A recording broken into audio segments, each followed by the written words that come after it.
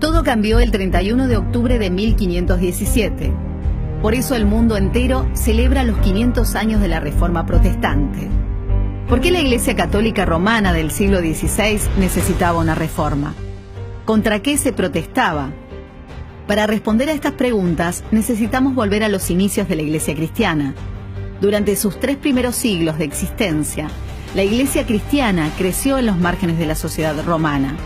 El cristianismo no era una religión lícita para el Imperio Romano, y cada tanto los cristianos sufrieron persecuciones de distinta duración e intensidad.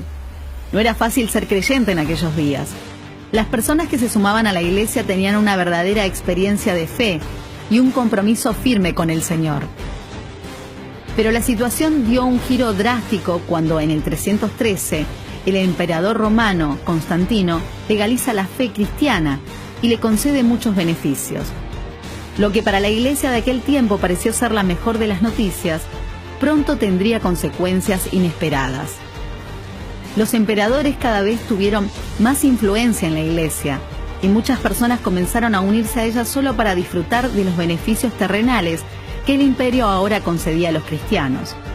Esto se acentuó cuando en el 380 el cristianismo se transforma en la única religión imperial legítima. Dicho de otro modo, a partir de fines del siglo IV, todas las personas nacidas bajo el Imperio Romano eran consideradas cristianas, sin importar si tenían una real experiencia de fe en Jesús o no.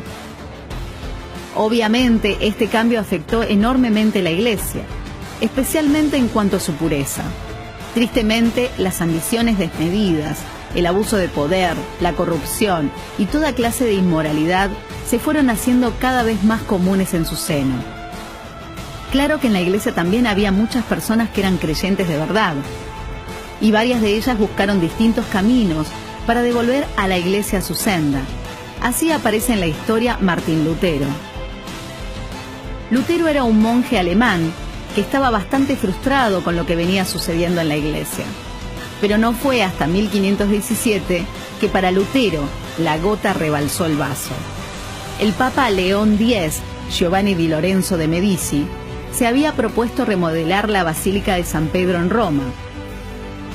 Su majestuoso proyecto era carísimo y pronto necesitó más dinero.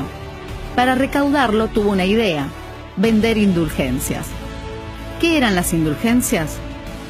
Era un papel que, a cambio de una significativa donación de dinero, garantizaba a su poseedor o a alguien de su familia, vivo o ya fallecido, una estadía más corta en el purgatorio.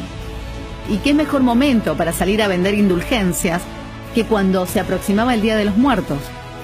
Fue así que a fines de octubre los vendedores de indulgencias llegaron a Wittenberg, una localidad alemana donde Lutero vivía y trabajaba como profesor de teología. La indignación de Lutero fue tal que desafió a los representantes de la Iglesia a un debate. Los puntos a debatir eran 95. Lutero los clavó en la puerta de la iglesia del Palacio el 31 de octubre de 1517, hace 500 años. A estos puntos se los suele llamar las 95 tesis de Lutero. A partir de este momento, el cristianismo en Occidente no volvería a ser el mismo. Un flamante invento, la imprenta, facilitó la rápida distribución y circulación de los escritos de Lutero por toda Europa, y pronto miles de personas se sumaron a este movimiento.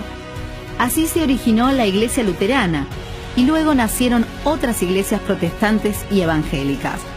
Si bien existen diferencias entre estas distintas iglesias, todas coinciden en sostener 5 puntos que propuso Lutero, también conocido como las 5 solas. Solo la Escritura es la suprema autoridad en materia de fe y práctica. Solo por medio de la fe Dios nos salva y no por medio de las obras. Solo por la gracia de Dios viene la salvación. Es un favor inmerecido. Solo Cristo, Él es el único mediador entre Dios y los seres humanos, y solo por medio de Cristo es posible la salvación. Solo a Dios la gloria. Al cumplirse los 500 años de la Reforma Protestante, las iglesias evangélicas recordamos a los que nos precedieron, honramos su memoria, pero damos la gloria solo a Dios.